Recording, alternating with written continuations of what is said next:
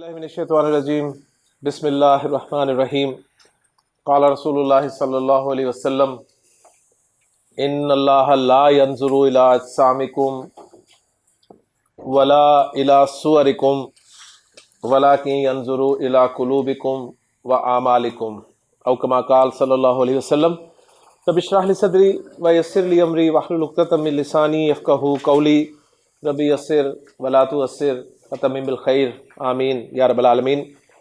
نبی کریم صلی اللہ علیہ وسلم کا ایک خوبصورت فرمان میں نے آپ کے سامنے ذکر کیا اور اس کا صحیح لطف انشاءاللہ تعالیٰ آپ کو آئے گا جب ہم آج کا ٹاپک انشاءاللہ تعالیٰ پڑھ لیں گے، تو اسی وقت میں آپ کے سامنے اس حدیث کو بورڈ پہ لکھ کے گرامیٹیکلی انالائز بھی کروں گا اور ایکسپلین بھی کرنے کی کوشش کروں گا انشاءاللہ تعالیٰ۔ ہمارا آج کا جو ٹاپک ہے وہ ریورس اب ہم چل رہے ہیں۔ الحمدللہ ہم نے لسان القرآن کورس میں جو کچھ پڑھنا تھا پڑھ لیا۔ ہم نے الف با تا سے لسان القرآن کورس کو شروع کیا۔ الف با تا حرکات سے ہم نے لفظ بنائے، لفظ کو ہم نے بامعنی کہا، بامعنی کو پھر کلمہ کہا، کلمہ کی 3 اقسام کی، اسم، فعل، حرف۔ اسم سے شروع کیا اور شروع کرتے کرتے جملہ اسمیہ بنا، پھر ہم فعل کی طرف گئے، جملہ فعلیہ بنا۔ اب جملہ فعلیہ انتہا تھی، سب کچھ ہو گیا، اب ہم واپس جا رہے ہیں اب ہم جملہ فعلیہ سے جملہ اسمیہ کی طرف جا رہے ہیں۔ پھر جب جملہ اسمیہ کی طرف جائیں گے واپس، تو پھر ہم واپس اسم کی طرف آئیں گے، اور یوں ہمارا یہ کورس جو ہے انشاءاللہ تعالی مکمل ہو جائے گا۔ تو پہلا سٹیپ جو ہم سٹیپ بیک کر رہے ہیں وہ ہے جی جملہ فعلیہ سے جملہ اسمیہ میں واپس آنا۔ تو ہمارا ایک چھوٹا سا ٹاپک ہے، انشاءاللہ تعالی 5 منٹ میں آپ کو سمجھ میں آ جائے گا، اور اس ٹاپک کی برکت سے آپ یہ حدیث جو میں نے آپ سامنے بیان کی ہے یہ بھی انشاءاللہ تعالی سمجھنے کے قابل ہوں گے۔ تو ٹاپک ہے جی ہمارا جملہ فعلیہ کو جملہ اسمیہ میں تبدیل کرنا۔ ایک سوال آپ کے ذہن میں پیدا ہو رہا ہوگا کہ ہم کیوں ایسا کر رہے ہیں؟ جب جملہ فعلیہ بن گیا ہے، جملہ اسمیہ الگ سے بن چکا ہے، تو کیوں ہم فعلیہ کو واپس اسمیہ میں لے کے جا رہے ہیں؟ تو نوٹ کر لیں کہ عربی زبان میں یہ جو 2 جملے ہیں، صرف ایک جملہ اسمیہ اور ایک جملہ فعلیہ، ان دونوں جملوں میں سے جملہ اسمیہ میں زور زیادہ ہوتا ہے۔ جب کوئی بات جملہ اسمیہ کے طور پہ کی جاتی ہے تو اس کا مطلب ہے کہ بات زوردار انداز میں کی جا رہی ہے۔ تو جملہ فعلیہ اپنی جگہ پہ ایک جملہ ہے، جملہ اسمیہ اپنی جگہ پہ ایک جملہ ہے، لیکن جملہ اسمیہ میں جملہ فعلیہ کی نسبت زور زیادہ ہے۔ تو اس لیے اب ہم جملہ فعلیہ سے واپس جملہ اسمیہ کی طرف جا رہے ہیں، اور بالکل آسان سا فارمولہ آپ اپلائی کریں گے اور بے شمار جملہ فعلیہ جو آپ نے بنایا سب کو اسمیہ میں کنورٹ کرنے کے قابل ہو جائیں گے۔ جملہ میں آپ کے سامنے لکھنے لگا ہوں جی، اور پھر اس کو جملہ اسمیہ میں کنورٹ کروں گا۔ یہاں سے میں شروع کرتا ہوں جی۔ جملہ فعلیہ ہے میرا ذہب زید، جملہ فعلیہ، ذہب فعل ہے، زید فاعل ہے، فعل فاعل جملہ فعلیہ۔ اوکے جی، اس کو میں نے جملہ اسمیہ میں کنورٹ کرنا ہے۔ سمپل فارمولا، آپ نے جملہ فعلیہ کے فاعل کو اٹھانا ہے، جملہ فعلیہ کے فاعل کو اٹھانا ہے، اچھی طرح سن لیں، جملہ فعلیہ کے فاعل کو اٹھانا ہے اور فعل سے پہلے رکھ دینا ہے، فعل سے پہلے رکھ دینا۔ فاعل زید ہے، میں اس کو اٹھا رہا ہوں اور فعل سے پہلے رکھ رہا ہوں، تو زیدن شروع میں آ گیا، اور جو کچھ باقی بچا وہ میں نے لکھ دینا ہے۔ باقی کیا بچا؟ ذہبہ۔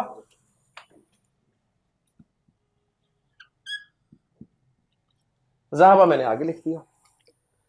اب یہ اتنا کرنے سے میرا جملہ فعلیہ جملہ اسمیہ میں کنورٹ ہو گیا۔ کیسے کنورٹ ہوا میں پروو کرتا ہوں۔ زید لفظ پہ اگر آپ غور کریں تو زید لفظ جو ہے یہ مرفوع ہے اور معرفہ ہے۔ تو آپ کو پتا ہے کہ معرفہ اور مرفوع مبتدا بننے کی اہلیت یا صلاحیت رکھتا ہے۔ کلیئر ہو گیا؟ تو ہم زید کو بنا دیں گے مبتدا، اور جو باقی کچھ بچے گا نا جو کچھ باقی بچے گا اس کو ہم ایک پیکٹ میں بند کر کے خبر کی جگہ پہ رکھ دیں گے، اور پھر مبتدا اپنی خبر کے ساتھ مل کے کیا بن جائے گا جی؟ جملہ اسمیہ۔ آپ کے ذہن میں ایک سوال پیدا ہو رہا ہوگا کہ زیدن تو فاعل ہے، زیدن فاعل اسی صورت میں ہے جب فعل کے بعد آتا ہے۔ فاعل زید کو ہم صرف اسی وقت کہیں گے جب وہ فعل کے بعد ہوگا، کیونکہ ہم نے پڑھا ہے جملہ فعلیہ فعل سے شروع ہوتا ہے اور فاعل جو ہے اس کے بعد آتا ہے۔ تو زید فاعل اس صورت میں ہے، جب آپ نے زید کو اٹھا دیا اور شروع میں لے گئے تو اب زید فاعل نہیں رہا، اب زید فاعل نہیں رہا بلکہ کیا بن گیا؟ مبتدا بن گیا، ٹھیک ہے۔ اب جو باقی بچا نا، زید کو سائڈ پہ کر دیں اور ذہبہ کو دیکھیں ذرا، ذہبہ جملہ فعلیہ نہیں ہے؟ صرف ذہبہ جملہ فعلیہ ہے نا؟ ذہبہ کا کیا مطلب ہے؟ وہ گیا، ذہبہ کا مطلب ہے وہ گیا۔ اب یہ جو آپ کے پاس باقی بچا ہے نا، اب آپ نے جملے کو کنفرم کرنے کے لیے کہ میرا جملہ اسمیہ صحیح بنا ہے یا نہیں بنا، آپ نے صرف ایک کام کرنا ہے، جو کچھ آپ کے پاس باقی بچا ہے نا، اس میں جو فاعل ہے، ذہبہ کے اندر کون ہے فاعل؟ ہوا نا، بس اس ہوا کو میچ کر لیں کہ ہوا زید کے ساتھ میچ کر رہا ہے نمبر اور جینڈر میں۔ زید واحد ہے، ہوا بھی واحد ہے، زید مذکر ہے، ہوا بھی مذکر ہے، یہ میچ اگر ہو جائے تو 100% آپ کا جملہ اسمیہ جو ہے صحیح ہے اور جملہ فعلیہ آپ کا اسمیہ میں کنورٹ ہو گیا۔ ذہب زیدن، ہم اردو میں ہماری مجبوری ہے کہ اردو میں ہم ذہب زیدن کا ترجمہ بھی یہی کریں گے زید گیا، اور زیدن ذہب کا ترجمہ بھی یہی کریں گے کہ زید گیا۔ لیکن عرب جو ہے وہ جب کہتا ہے ذہب زیدن تو ایک نارمل بات ہے، لیکن جب وہ کہتا ہے زیدن ذہب تو اب اس میں زور ہوتا ہے، اور وہ زور کیسے ہوتا ہے دیکھیں۔ ذہبہ جب میں نے کہا خالی ذہبہ تو آپ نے کہا جی اس کے اندر ہوا ہے، لیکن جب میں نے زیدن کہہ دیا تو وہ ہوا زیدن کی شکل میں باہر آ گیا نا۔ اب میں آپ سے پوچھوں جی ذہبہ زیدن صورت میں ذہبہ کے اندر ہوا ہے، آپ کہیں گے نہیں، اب تو زیدن ہے نا فاعل، لیکن جب آپ نے ایسے کیا تو ذہبہ کے اندر ہوا موجود ہی ہے۔ تو اس کا اگر آپ لفظی ترجمہ کرنا چاہیں تو کچھ یوں ہوگا کہ زید وہ گیا، یعنی آپ نے ناؤن بھی بولا پھر اس کے لیے پروناؤن بھی بولا، تو اس سے ایک قسم کا زور پیدا ہو جاتا ہے۔ بہرحال زیادہ ٹیکنیکل نہیں ہونا، ہم نے سمپل فارمولہ اگر آپ فالو کر لیں گے تو انشاءاللہ تعالی بات 100% کلیئر ہو جائے گی کہ جملہ فعلیہ کو اسمیہ میں کنورٹ کرنا ہے تو فاعل کو اٹھائیں اور فعل سے پہلے لے جائیں۔ جب آپ فاعل کو اٹھا کے فعل سے پہلے لے جائیں گے تو صرف ایک چیز چیک کر لیں کہ جو آپ کے پاس باقی بچا ہے نا فعل، اس فعل کے اندر جو ضمیر ہے وہ اس مبتدا کے ساتھ، یعنی جو فاعل آپ باہر لے کے آئے ہیں اب وہ فاعل نہیں رہا، مبتدا بن گیا، اس کے ساتھ بس میچ کرنی چاہیے جینڈر اور عدد کے اعتبار سے۔ اگر میچ کر رہی ہے تو آپ کا جملہ 100% ٹھیک ہے، اگر میچ نہ کر رہی ہو تو پھر میچ کر دیں اس کو، کیسے کریں وہ انشاءاللہ آگے دیکھتے ہیں۔ تو کون بنائے گا جی پہلا جملہ فعلیہ اسمیہ میں؟ ماشاءاللہ جی ظاہر صاحب، جملہ فعلیہ تھوڑا سا لمبا ہو گیا لیکن ایزیلی آپ اسے ٹرانسلیٹ کر سکتے ہیں۔ خلق فعل ہے، اللہ فاعل ہے کیونکہ مرفوع ہے، آدم مفعول ہے کیونکہ منصوب ہے، من 3 جار مجرور ہے متعلق ہے، فعل فاعل مفعول متعلق مل کر جملہ فعلیہ بن گئے۔ جملہ فعلیہ کو میں جملہ اسمیہ میں کنورٹ کرنا چاہتا ہوں، جی کیا کروں گا؟ سر فائل کو جو ہے فاعل کو اٹھانا ہے، ٹھیک ہے نا جی۔ فاعل کون ہے؟ اللہ، اللہ فاعل کو میں نے لیا شروع میں رکھا، یہ بن گیا مبتدا، اور جو باقی جو بچا وہ سارا میں نے اس کے آگے کاپی کر دیا، اور وہ ہے جی خلق آدم من تین، یعنی یہ سارا جو ہے جملہ فعلیہ خبر بن گیا، ٹھیک ہے۔ اب صرف چیک کر لیں کہ صحیح بنا ہے نہیں بنا۔ یہ جو خلق ہے اس کا فائل کون ہے؟ ہوا. ٹھیک ہے نا, اس کو میچ کر لیں, اللہ کے ساتھ میچ ہو رہا ہے جنس اور عدد میں, 100% ٹھیک ہو گیا. فرق یہ ہے کہ یہ جملہ فعلی ہے, یہ جملہ اسمی ہے, اس جملے کی نسبت اس جملے میں زور زیادہ ہے. نصر المسلمانی زیدن, جملہ فعلیہ, فعل فاعل مفعول پتہ چل رہے ہیں. فعل نصرہ, فاعل کون ہے؟ المسلمانی, آنی فاعل ہی ہے اور زیدن مفعول ہے, منصوب ہے. ترجمہ کر دیں, دو مسلمانوں نے زید کی مدد کی. ٹھیک ہے جی, جملہ فعلیہ ہے, اس کو اسمی ہمیں کنورٹ کرنا ہے. جی, المسلمانی کو میں اٹھاؤں اور شروع میں ایز اے مبتدا رکھ دوں. ٹھیک ہے, مبتدا بن گیا. باقی جو بچا میرے پاس وہ میں نے کاپی کر لیا, وہ ہے نصر زیدن. اب یہ کر کے آپ نے خوش نہیں ہو جانا بھی میں نے کمال کر لیا. چیک ضرور کرنا ہے, میچ ضرور کرنا ہے کہ اب جو باقی بچا تھا اس کا فائل المسلمانی کے ساتھ میچ کر رہا ہے؟ نہیں کر رہا نا. نصرہ کا فائل ہوا ہے اور المسلمانی جو ہے وہ دو ہے, تو کوئی مسئلہ نہیں ہے. ہم نصرہ کو نصرہ بنا دیں تو میچ کر گیا. المسلمانی نصرہ زیدن, پہلا اور چوتھا کر رہے ہیں جب فاعل ناؤن ہوتا ہے. نصرہ المسلمون زیدن, جملہ فعلیہ ہے, اس میں کنورٹ کریں. شاباش. المسلمون فاعل کو اٹھایا میں نے, ایز اے مبتدا رکھ دیا, جو باقی بچا وہ کاپی کر دیا.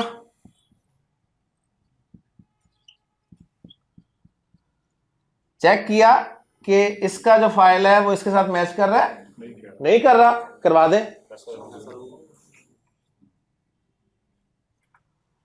المسلمون نصروا زیدن. ذہبہ جملہ فعلیہ ہے, اس میں ہمیں کنورٹ کرو. طیب صاحب, کس کو لانا ہے باہر؟ شروع میں کس کو لانا ہے؟ فائل کو لانا ہے. کہاں ہے فائل؟ چھپا ہوا ہے, نکالیں باہر اسے. کون ہے؟ ہوا. لیں, ہوا ذہبہ. اور سمپلی وہ جو گردان کی ہے نا, چاہے ماضی کی کیا چاہے مضارع کی کیا ہے, ذہبہ ذہبا ذہبو ذہبت ذہبتا ذہبنا, ان سب سے پہلے ہوا ہما ہم ہیا ہما ہننا لگا کے وہ سارے جملہ اسمیہ بنا لیں بے شک. اور اب وہ جو میں نے آپ کو کروائی تھی نا آیت سورۃ البقرہ کی کہ ولا ہم ینصرون, وہ کر کے تو حدیث کی طرف آتا ہوں. جی, ینصرون, ینصرون جملہ فعلی ہے, فعل مجہول ہے, پیسو وائس ہے, اور اس کے اندر نائب فاعل ہے.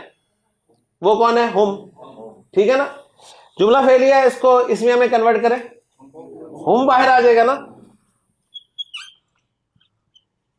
میچ ہو گیا. لہذا اب سمجھ آئی نا بات, ولا اور نہ ہی ہم ینصرون, زور ڈالنے کے لیے, اور نہ ہی ان کی مدد کی جائے گی. کلیئر ہو گیا جی. حدیث کی طرف آتے ہیں, اور اس کے لیے پہلے میں ایک جملہ فعلیہ آپ کے سامنے لکھتا ہوں اور آپ سے کہوں گا اسے جملہ اسمیہ میں کنورٹ کیجیے گا. ٹھیک ہے, ایک فعل ہم نے پڑھا تھا نظر ینظرو, دیکھنے کے لیے. ہاں جی, ینظرو جملہ فعلیہ ہے پورا, ترجمہ وہ دیکھتا ہے یا وہ دیکھے گا. اوکے جی, فاعل اس کا ہوا ہے, پروناؤن ہے. اس کا فاعل میں اسم اللہ کو شو کر کے آپ کے سامنے جملہ لکھ رہا ہوں. ینظر اللہ, کیا ترجمہ ہوگا؟ اللہ دیکھتا ہے یا اللہ دیکھے گا. اوکے جی, فعل فاعل آ گئے. الہ حرف جار ہے, آگے مجرور ہونا چاہیے اسم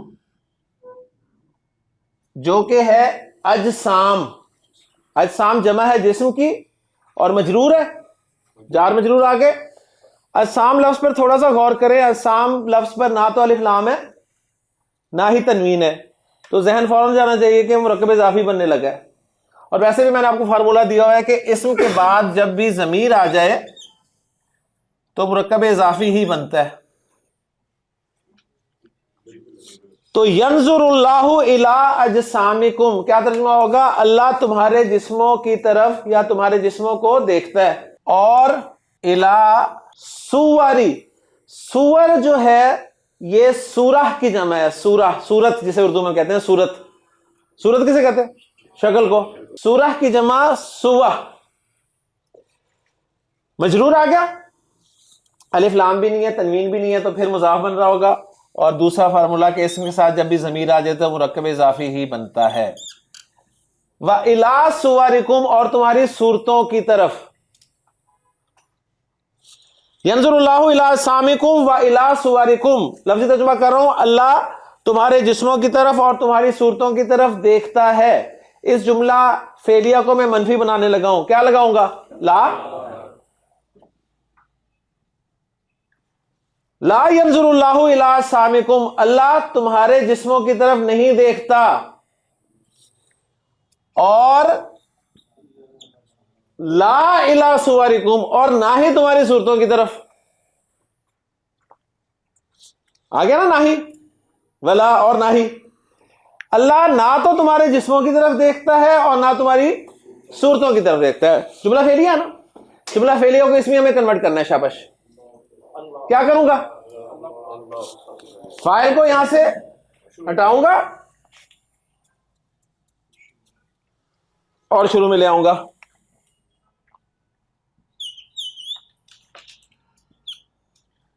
اللہ لا ینظر الی اجسامکم ولا الی صورکم. چیک کر لیں ہوا میچ کر رہا ہے، کوئی پرابلم نہیں ہے. اوکے، جملہ اسمیہ میں کنورٹ ہو گیا، زور آ گیا. اچھا، اب جب جملہ اسمیہ بن گیا ہے تو جملہ اسمیہ میں زور کیسے پیدا ہوتا ہے؟ انا کے ذریعے ہوتا ہے نا. انا کے ذریعے جملہ اسمیہ میں زور پیدا کرتے ہیں نا. اب یہ جملہ اسمیہ بن گیا تو میں انا لگا سکتا ہوں نا اس کے شروع میں، تو میں لگا رہا ہوں اس کے شروع میں انا. تو اللہ کیا بن جائے گا؟ اللہ. تو جملہ بن گیا ان اللہ لا ینظر الی اجسامکم ولا الی صورکم. ان اللہ لا ینظر الی اجسامکم ولا الی صورکم. اب دیکھیں اور زور آ گیا ان کی وجہ سے. بے شک اللہ نہ تو تمہارے جسموں کی طرف دیکھتا ہے اور نہ تمہاری صورتوں کی طرف دیکھتا ہے. اللہ کو کوئی غرض نہیں ہے کہ تمہارے جسم کیسے ہیں، تمہاری صورتیں کیسی ہیں. ٹھیک ہے. اب بہت سارے لوگ خوش ہوتے ہیں اتنا سن کے، ہے نا. اللہ کو اس سے کوئی غرض نہیں ہے کیسا جسم ہے، کیسی صورت ہے. ٹھیک. اللہ کے رسول نے فرمایا لیکن وہ کچھ نہ کچھ تو دیکھتا ہے. فرمایا آپ صلی اللہ علیہ وسلم نے ولیکن، لیکن. ولیکن کے معنی لیکن. ایک لفظ یاد رکھ لیں، ینظرو وہ دیکھتا ہے،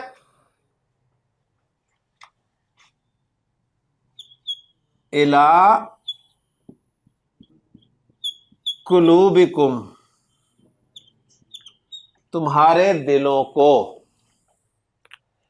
اب یہاں تک جو تھا وہ لوگ ابھی بھی خوش تھے کہ اللہ تعالیٰ نہ تو جسموں کو دیکھتا ہے نہ صورتوں کو دیکھتا ہے، جیسی مرضی صورت ہو.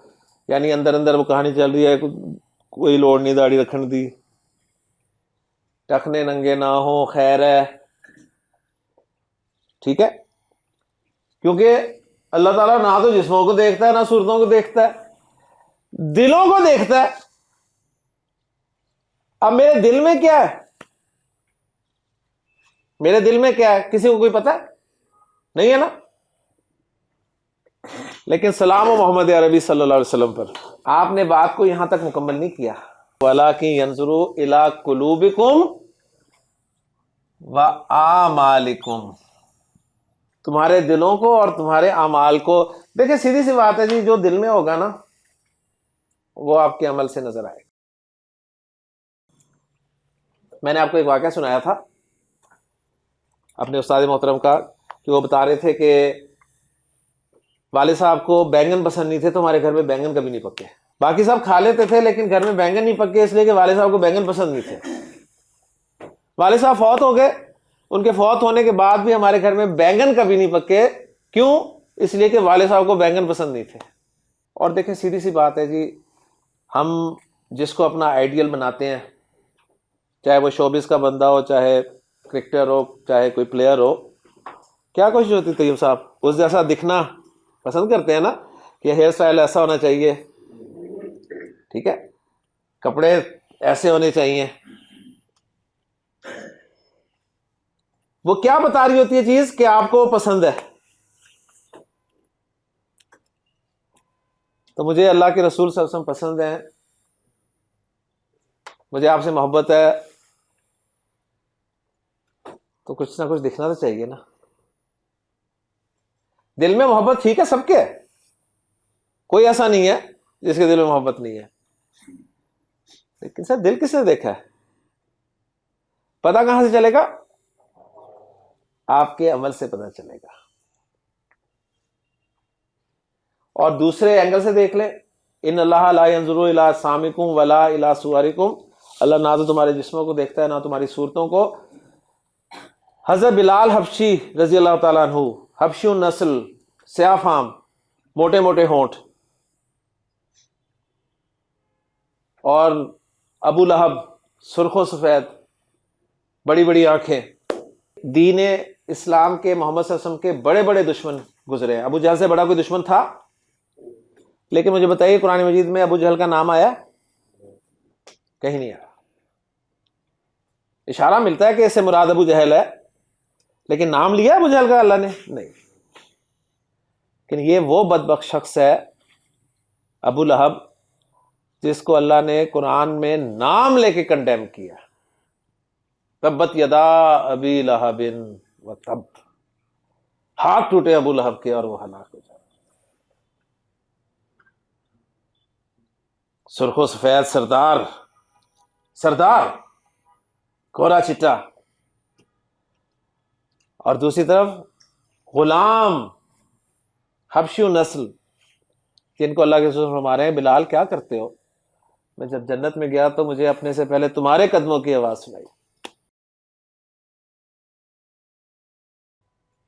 ان اللہ لا ينظر الى اجسامکم ولا الى صورکم ولکن ينظر الى قلوبکم واعمالکم. اللہ تعالیٰ سے دعا ہے کہ اللہ تعالیٰ ان باتوں کو سمجھنے کی توفیق دے. لے جی, جملہ فعلیہ سے ہم جملہ اسمیہ پر آ گئے.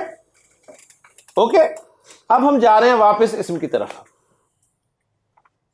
اور اسم پر ہی ہمارا انشاءاللہ تعالی لسان القرآن پارٹ 1 ختم ہو جائے گا.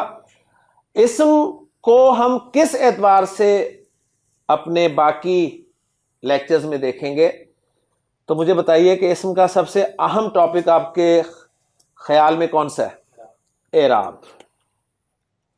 لہذا اسم کو ہم اعراب کے حوالے سے لاسٹ میں دیکھیں گے. اسم اعراب کے اعتبار سے 3 طرح کا ہوتا ہے, آپ کو پتہ ہے, مرفوع ہوتا ہے, منصوب ہوتا ہے, مجرور ہوتا ہے.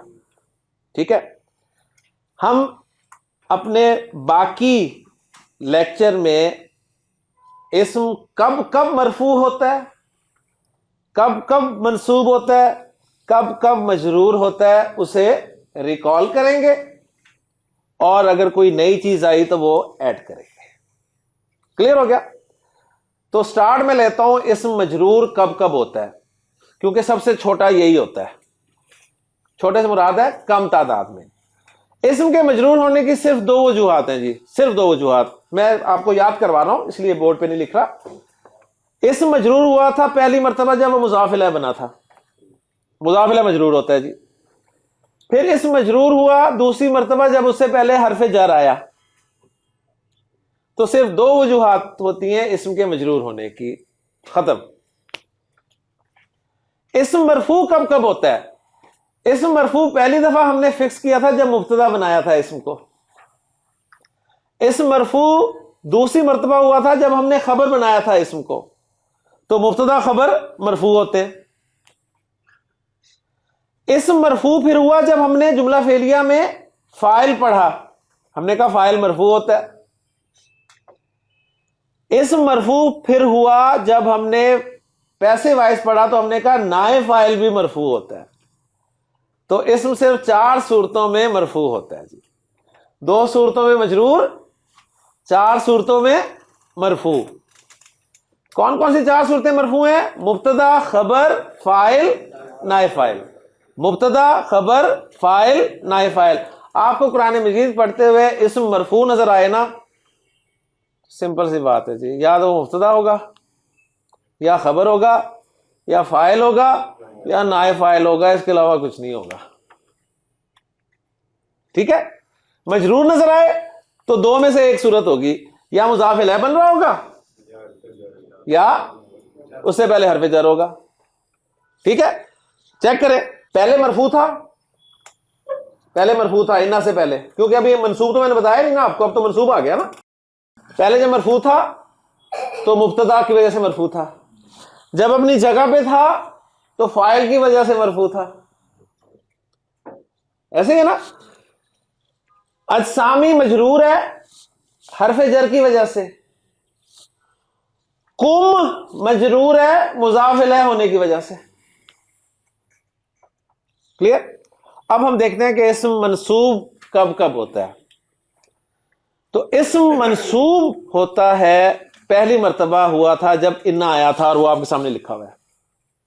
انا کے آنے سے اسم منصوب ہو جاتا ہے. تو انا کا اسم جو ہے منصوب ہوتا ہے. ٹھیک ہے نا. انا کا اسم منصوب ہوتا ہے. پھر جب ہم نے جملہ اسمیہ کو منفی بنایا تھا تو ماں داخل کیا تھا، یاد ہے؟ اور ماں نے کیا کیا تھا؟ خبر کو منصوب کر دیا تھا. ما ھذا بشرن، ما ھذا بشرن. تو ماں کی خبر جو ہے، ماں کی خبر منصوب ہوتی ہے. انا کا اسم منصوب ہوتا ہے، ماں کی خبر منصوب ہوتی ہے. ان کو آپ بے شک نمبر کر لیں. نمبر 1 منصوب انا کا اسم، نمبر 2 منصوب ماں کی خبر. تیسری مرتبہ اسم پھر منصوب ہوا جب لائے نفی جنس ہم نے پڑھا. لائے نفی جنس، لا ریبا فیہ، تو ہم نے کہا ریبا منصوب آئے گا. تو تیسرے نمبر پہ نوٹ کر لیں لائے نفی جنس کا اسم. لائے نفی جنس کا اسم بھی منصوب ہوتا ہے. 3 ہو گئے. اس کے بعد ہم نے حرف ندا پڑھا، اور میں نے آج آپ کے سامنے رکھا تھا کہ حرف ندا کے بعد اگر منادا مضاف ہو تو منصوب استعمال ہوتا ہے. منادا مضاف منصوب ہوتا ہے. یا بنی اسرائیل، بنی منصوب ہے، منادا مضاف ہے. 4 ہو گئی. 5ویں دفعہ اسم منصوب ہوا جب مفعول کے طور پر آیا. جب مفعول کے طور پہ آیا تو منصوب تھا. تو یہ 5 چیزیں ہم پڑھ چکے ہیں اسم کی منصوب ہونے کی. تو آپ کو اندازہ ہو گیا ہوگا کہ مجرور صرف 2 وجوہات کی بنا پہ ہوتا ہے، مرفوع 4 وجوہات کی بنا پہ، اور منصوب 5 ہو چکا ہے. 5 ہو چکا ہے. تو رزلٹ کیا نکلا؟ رزلٹ یہ نکلا کہ منصوب بہت زیادہ ہوتا ہے. تو قرآن مجید میں منصوب آپ کو اسم بہت ملے گا. 5 تو یہ میں نے وجوہات بتا دی، 6 وجوہات اور ہیں اسم کے منصوب ہونے کی. وہ انشاءاللہ تعالی ہم اپنے باقی سبق میں جو ہے وہ پورا کریں گے. ٹھیک ہے. کچھ آج کے لیکچر میں، کچھ کل کے لیکچر میں. ٹھیک ہے. تو اس ٹاپک کو ہم نام دیں گے جی منصوبات کا. منصوبات، منصوبات یعنی منصوب کی جمع منصوبات. اسم منصوب کب کب ہے؟ 5 آ چکی ہیں مفعول تک. 6 بتانے لگا ہوں آپ کو جی. لیکن اس سے پہلے 5ویں کا نام جو ہے وہ ذرا ایک مرتبہ نوٹ کر لیں اچھی طرح. 5ویں کا نام کیا ہم نے بولا؟ مفعول. مفعول ہے نا 5ویں کا. ہماری کلاس میں قسمت سے ایک حذیفہ تھا. ٹھیک ہے. تو ایک ہی تھا حذیفہ. مجھے حذیفہ کا پورا نام یاد کرنے کی ضرورت ہی نہیں پڑی. ایسے ہی نا، کیونکہ ایک ہی تھا. میں جب بھی حذیفہ کہتا حذیفہ ہی جواب دیتا تھا. کلیئر؟ اگر میری کلاس میں 2 حذیفہ ہوتے تو مجھے بتائیے مجھے پورے نام یاد کرنے پڑتے نا ان کے, صحیح ہے نا؟ لیکن چونکہ ایک تھا اس لیے میں نے حذیفہ ہی کہتا رہا. جب بھی حذیفہ کا حذیفہ ہی بولا اور کوئی بولا ہی نہیں. اگر 2 حذیفہ ہوتے اور میں کہتا حذیفہ تو دونوں میری طرف دیکھتے. ابھی تک ہمارے پاس ایک ہی مفعول تھا, اس لیے ہمیں مفعول کا پورا نام یاد کرنے کی ضرورت ہی نہیں تھی کہ حضرت کا پورا نام کیا ہے. لیکن نمبر 6 سے کچھ اور مفعول آنے شروع ہو گئے, کچھ اور اسٹوڈنٹس آئے جن کے نام مفعول تھے. ٹھیک ہے, لہذا مجھے پہلے تو اس کا پورا نام یاد کرنا چاہیے نا. ٹھیک ہے نا, پہلے تو اس کا پورا نام یاد کرنا چاہیے. تو وہ جو مفعول آپ پڑھ چکے ہیں اس مفعول کا نام نوٹ کر لیں. اس کا پورا نام ہے مفعول بہ. اس کا پورا نام کیا ہے؟ مفعول بہ. مفعول بہ. مفعول بہ کون سا مفعول ہوتا ہے؟ یہ وہ اسم ہوتا ہے جس پہ فعل کا اثر ہو رہا ہوتا ہے. ٹھیک ہے, اور آپ کو اس کے بارے میں پتا ہے اور ساری ایگزامپل ہم نے مفعول بہ کی ہیں, سب سے زیادہ یہی استعمال ہوتا ہے. لیکن چونکہ میں آپ کو قرآن مجید کی ایک پوری پکچر دینا چاہ رہا ہوں تو قرآن مجید میں کسی اور جگہ پر دوسرے طرح کے مفعول بھی آئے ہیں, تو ان کا بھی ایک مختصر تعارف آپ کو دے دوں. منصوبات کی 6ٹھی قسم یعنی مفعول کی ایک اور قسم میں آپ کو پڑھانے لگا ہوں. اس کے لیے ایگزامپل رکھتا ہوں, آپ سے سوال پوچھوں گا, آپ جواب دے دیں گے تو اوکے ہو جائے گا. جی مجھے بتائیے جی, میں نے کہا ضربتو, کیا مطلب ہے اس کا؟ میں نے مارا. میں کہتا ہوں جی ضربتو زیدن, میں نے زید کو مارا. زیدن مفعول ہے نا, کون سا مفعول ہے؟ مفعول بہ. زیدن مفعول ہے, کون سا مفعول ہے؟ مفعول بہ. ٹھیک ہے, میں نے کہا جی ضربتو زیدن, میں نے زید کو مارا. کسی نے پوچھا جی آپ نے زید کو کیوں مارا؟ کیوں مارا؟ ٹھیک ہے, اب اس کیوں کا جواب دینے کے لیے نا عربی زبان میں ایک منصوب اسم لے کر آؤں گا, اور وہ بتا دے گا وجہ کہ جی میں نے کیوں مارا. اوکے, وہ میں لکھ رہا ہوں آگے, ضربتو زیدن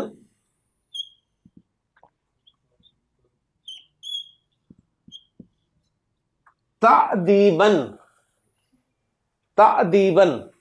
تأدیب کے معنی ہوتے ہیں ادب سکھانا.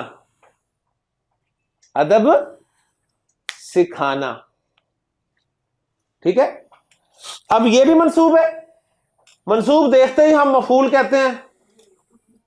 ٹھیک ہے, تو اس لیے انہوں نے کہا کہ یہ مفعول بہ ہے اور یہ مفعول جو وجہ بتانے کے لیے آ رہا ہے. اب سمجھ آ گئی نا, ٹرانسلیشن کر لیں گے نا. میں نے زید کو مارا ادب سکھانے کے لیے. تو یہ وجہ بتانے کے لیے جو منصوب اسم آتا ہے نا, یہ بھی مفعول ہوتا ہے, اور گرامر کی اصطلاح میں اس کو کہتے ہیں مفعول لہو. مفعول لہو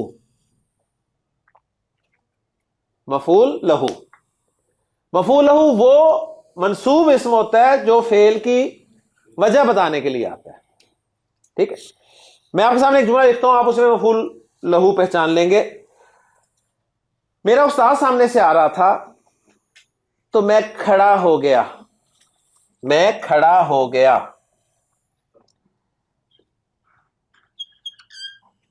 وقفتو, میں کھڑا ہو گیا. وقفہ کھڑا ہونا, وقفتو میں کھڑا ہو گیا. میں کھڑا ہو گیا للاستاذی, استاذ کے لیے. میں استاد کے لیے کھڑا ہو گیا. کیوں؟ عربی میں کہوں گا احترامن. احترام کی وجہ سے. ہم اردو میں احترامن کہتے ہیں نا, میں احترامن آپ کے لیے کھڑا ہوا, یعنی آپ وجہ بتا رہے ہوتے ہیں کیوں کھڑے ہو بھی؟ احترام کے لیے. تو یہ احترام ہم جو اردو میں استعمال کرتے ہیں نا، یہ ایکچولی مفعول لہو ہوتا ہے. کلیئر ہو گئی بات؟ قرآن مجید میں اللہ تعالیٰ نے فرمایا کہ لا تقتلوا مت قتل کرو اولادکم اپنی اولاد کو، خشیت املاک مفلسی کے خوف کی وجہ سے. ٹھیک ہے، تو کہیں کہیں یہ آئے گا، اس لیے ابھی آپ اس کو چھوڑ دیں، بس موٹی موٹی ایگزامپل جو ہیں وہ نوٹ کر لیں. ٹھیک ہے، باقی انشاءاللہ تعالیٰ یہ چیزیں چلتی رہیں گی. آگے جو پارٹ 2 کریں گے اس میں یہ بار بار آئیں گی چیزیں. 7ویں قسم منصوبات میں وہ بھی مفعول سے ہی ریلیٹڈ ہے. میں جملہ آپ کے سامنے دوبارہ لکھتا ہوں جی. ضربتو،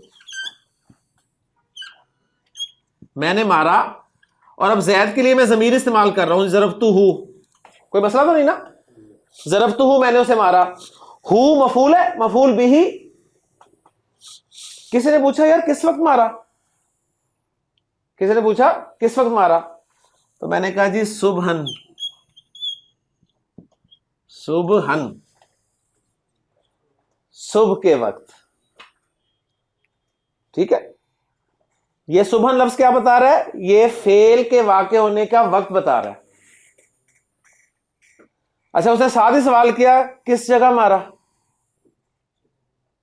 وقت تو بتا دیا، جگہ بتاؤ. تو میں نے جواب دیا تحت. آپ نے سنا نا لفظ تحت؟ تحت کے کیا معنی ہوتے؟ نیچے. Very good.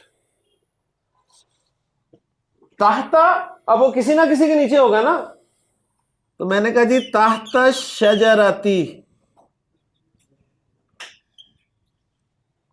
درخت کے نیچے. اب تحت منصوب ہے نا، صبح بھی منصوب ہے. اور یہ دونوں کیا بتا رہے ہیں؟ یہ فعل کے واقع ہونے کا وقت اور جگہ بتا رہے ہیں کہ فعل کب واقع ہوا اور کس جگہ پہ واقع ہوا. اس کو گرامر کی اصطلاح میں مفعول فی کہتے ہیں. مفعول فی. مفعول فی. آپ سے پوچھا یہ مفعول فی کیا ہوتا ہے؟ عربی پڑھ رہے ہیں بڑی، آپ کہیں جی یہ وہ منصوب اسم ہوتا ہے جو فعل کے واقع ہونے کا وقت یا جگہ کو بیان کرتا ہے. حضرت نوح علیہ السلام نے اپنی قوم کو 950 سال دعوت دی. 950 سال. اور کیا کہا بعد میں؟ یا ربی انی دعوت قومی لیلاً و نہاراً. میں نے اپنی قوم کو دن رات پکارا. تو یہ قرآن مجید میں آتا ہے نا بکرتن و عشین، آتا ہے نا قرآن مجید میں، وہ صبح اور سویرے. تو وہ ایکچولی مفعول فی کی وجہ سے منصوب ہوتے ہیں. کلیئر ہوگی بات؟ یہ ہوتا ہے یہ مفعول فی. مفعول فی کا دوسرا نام جو ہے، یا مفعول فی کو پیار سے ظرف بھی کہتے ہیں. ظرف. مفعول فی کو پیار سے ظرف کہتے ہیں. ظرف 2 طرح کا ہوتا ہے. ایک ہوتا ہے ظرف زمان اور ایک ہوتا ہے ظرف مکان. یعنی زمان جو وقت بتاتا ہے اور مکان جو جگہ بتاتا ہے. یہ وہی چیز ہے جسے مفعول فی کہہ رہے ہیں آپ.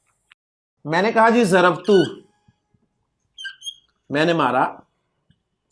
ضربتو ہو، میں نے اس کو مارا. میں نے اتنا کہا جی ضربتو، میں نے اسے مارا. آپ نے میری بات کا یقین ہی نہیں کیا.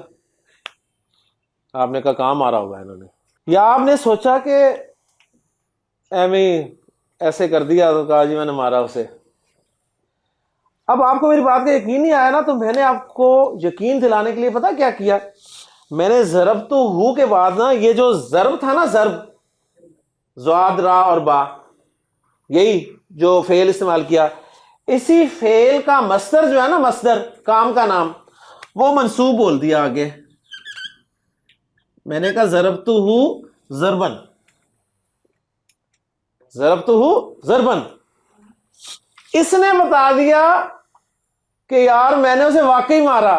میں نے اسے مارنا جسے مار کہتے ہیں نا، جسے کٹ کہا جاتا ہے. یہ ٹھیک ہے، یہ بہت ہی پیارا اسلوب ہے عربی زبان کا، جو نہ اردو میں ہے نہ انگریزی میں ہے. کیسے دیکھیں، ابو بکر رضی اللہ تعالیٰ نے اللہ کے رسول سے پوچھا، اللہ کے رسول مجھے بتائیے نماز کے بعد کیا پڑھا کروں؟ تو آپ نے فرمایا تم یہ پڑھا کرو، ربی انی ظلمت، میں نے ظلم کیا نفسی، اپنی جان پر، ظلمن، یعنی واقعی ظلم کیا، باتیں نہیں میں کر رہا۔ ایک ہوتا ہے نا، کہتے ہیں جی کیا حال چال ہے، اللہ کا شکر ہے جی، شکر ہے، شکر یہ شکر نہیں ہے، واقعی شکر اللہ کا۔ ربی انی ظلمت نفسی ظلمن، اور پھر ظلمن بھی کثیرن، اوئے ہوئے، میں نے واقعی اپنی جان پہ بہت ظلم کیا، واقعی احساس۔ قرآن مجید میں اللہ تعالیٰ نے فرمایا اذکروا اللہ، اذکروا،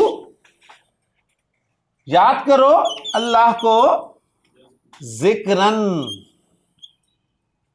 جیسے یاد کیا جاتا ہے۔ تم پتہ نہیں کیسے یاد کرتے ہو؟ یہ جو ہے نا، یہ اسی فعل کا مصدر منصوب ہے۔ یہ کیوں لائے ہیں آپ؟ یقین دلانے کے لیے، تاکید کے لیے، تاکید پیدا کرنے کے لیے۔ اور اس کو گرامر کی اصطلاح میں کہا جاتا ہے مفعول مطلق، مفعول مطلق، ایبسولوٹ مفعول۔ اور یہ آپ کو سمجھ میں آئے گا، صرف ایک چھوٹی ایگزامپل دے کے بات کو ختم کرتا ہوں۔ اللہ تعالیٰ نے قرآن مجید میں ارشاد فرمایا کلم اللہ موسیٰ، کلم اللہ موسیٰ، اللہ نے موسیٰ سے کلام کیا۔ اب سننے والے کے ذہن میں آیا کہ اللہ تو اللہ ہے، خالق ہے، موسیٰ رسول ہے، لیکن مخلوق ہے نا، خالق مخلوق سے کلام کہاں کرتا ہے؟ ہاں اگر کرتا بھی ہے تو فرشتے کے ذریعے کرتا ہے نا۔ لیکن آگے اللہ نے کیا فرمایا؟ تکلیمن، تکلیمن، کلام کرنا، جسے کلام کہتے ہیں۔ یعنی اللہ نے موسیٰ سے واقعی کلام کیا، جسے تم باتیں کرنا کہتے ہو نا، ویسا کلام کیا اللہ نے۔ تبھی تو دیکھیں حضرت موسیٰ کے اندر خواہش پیدا ہوئی تھی دیکھنے کی۔ ٹھیک ہے، آپ باتیں کرتے رہے، تصویر نہ آ رہی ہو، سر تصویر کی بڑی اہمیت ہے، تصویر نہ آ رہی ہو، آواز ہی آ رہی ہو، تو آپ پھر خواہش ایک پیدا ہوتی ہے، یار دیکھیں بھی صحیح کون ہے دوسری طرف۔